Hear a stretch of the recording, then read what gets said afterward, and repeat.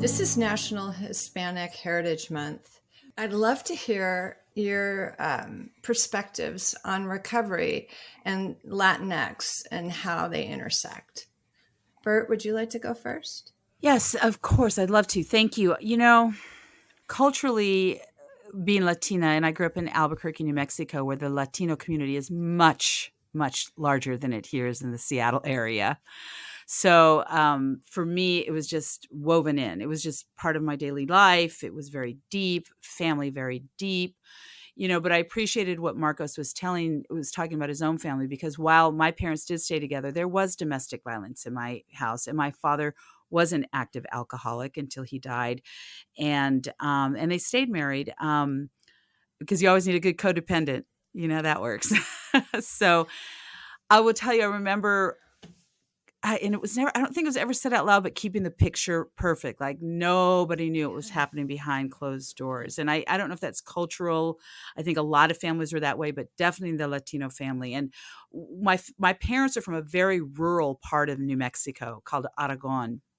And when they went to school, the teachers would physically hit them if they spoke Spanish. Even if they weren't on school grounds, they would be smacked. So when they moved to the big city of Albuquerque, and at that time, it wasn't cool to be multicultural. There was a very much an assimilation into this very white culture. So they spoke only English to myself and my sister. My sister's a little bit better with the language because one of my grandmothers lived near us, and she only spoke Spanish. She died when I was quite young. So growing up in this way, kind of turning yourself into a pretzel to adapt, kind of losing that culture, first the language, and then other types of things that you might have done culturally, because, just sort of going with the flow to make sure that you could be successful. And I know our guests can't see me using air quotes, but I am successful.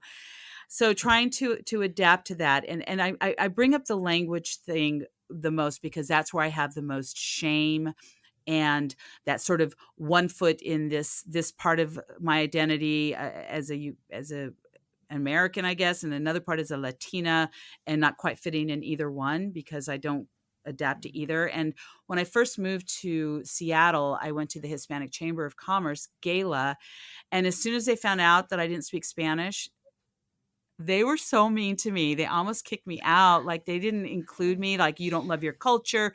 You don't understand us. If you don't know your language, you don't know who you are. And ironically, in treatment is when I found out I studied Spanish. I studied it in high school. I studied it in college. I had relatives who spoke it. I could not pick it up. And it wasn't until I was in my treatment center that it finally clicked for me, when the domestic violence was happening and my parents were yelling and my father hitting.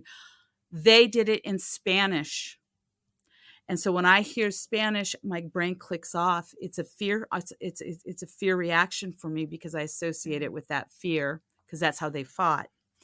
So, so some trauma around that. I'm not trying to make excuses about it.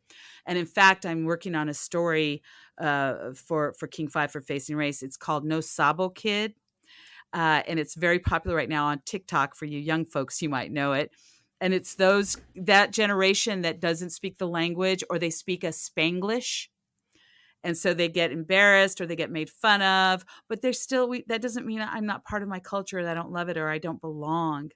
That was part of me drinking, not fitting in the white world, not fitting in my Latino world. So I would say culturally, there's that part of it, but then there's also the beauty of this culture, the family, the connection, the spirituality, the food. I had to learn how to cook when I moved to Seattle because I didn't like any of the restaurants. So I had to learn how to cook. I'm very good at it. So there's all these connections that I'm so grateful for, that I honor, and that I can reconnect with my own children and make sure that they know where their roots are too. But a lot to think about when you're talking about culture, Hispanic, even talking about, are you Hispanic? Are you Chicano? Are you Latinx? Because there's Guatemalan, Peruvian, Mexican, Spanish, so there's just so many, and you all kind of get lumped together. And I'll be honest with you, prior to the murder of George Floyd, I was living sort of in this haze, like, I adapted to this system and it served me well because I was able to figure it out. And so now I'm awake. I'm not going to use the word woke, but I'm now awake. And I know that what I have to do now, I feel like I'm learning at the age of 60 and what I can do to make sure that I'm making a difference and helping, especially my young people, navigate this system. Because then if not, I've failed. But I have to own the fact that I was part of it too. I have to own that, and accept that and make amends for it. So a little bit, that's a lot to give you, but it's what I'm dealing with right now or thinking about right now. Thank you. Marcos, how does your culture influence you in your recovery journey? I was very fortunate to be blessed with the gift of desperation and those mentors and those predecessors and resources down in the Bay Area. Berta's right. I mean, and I'm not complaining. Going back to Cherokee, he's the one that made it clear. Oh, I'm glad that you noticed that there ain't that many raza here in the greater Seattle area, because when they get here, they're going to need you. So do something about it. But down there, I was blessed to have that at my disposal. And Berta's right. Whether it's Chicano, Mexican, Cuban, Puerto Rican, Guatemalan, Peruvian, whatever, is really, they're very rich and diverse within its own group, right? And that in itself gave me the ability to be of service to many.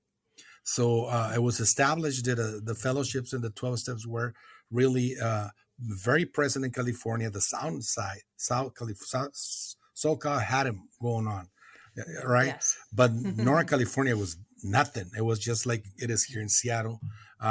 So we got involved, and now it's something that is really big, and they got their own convention and region and what have you. It's a beautiful thing, right?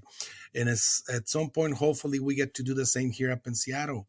But as far as the culture, you know, I haven't been in Mexico for quite some time, but my dream is to take my kids there at some point. And, you know, they don't know the language. I mean, I did a bad job, and my mama gets on my case every single time she gets a chance, because shame on me, all right?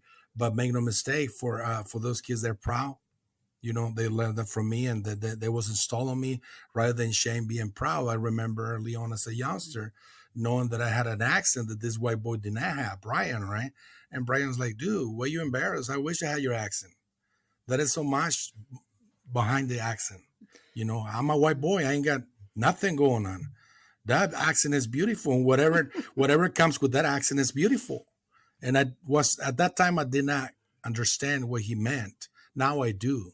And I take a healthy pride on that. But going back to the locally, what is, yeah, I mean, there's so much work to do. I'm grateful that there are some fellowships and some organizations that are really well represented, and they're there for our community, for Latinx community, for Hispanic community, for the Spanish speaking brothers and sisters that need the recovery. But there is so much work to do for us, a large, as a community. So yeah, but a lot of pride on that, healthy pride, and something that helped the healing of mine as well was knowing that, you know, those practices and the way my culture go about supporting one another and loving one another, it was really key in my process, and I believe on that, and even to the word, I'll bring it to other ethnicities when I'm helping other individuals that are not necessarily Hispanic, Latinx, or whatever. Whatever I learn and whatever it was installed in me, and I bring that to them and their process, and whatever I'm doing with them is well received and is successful.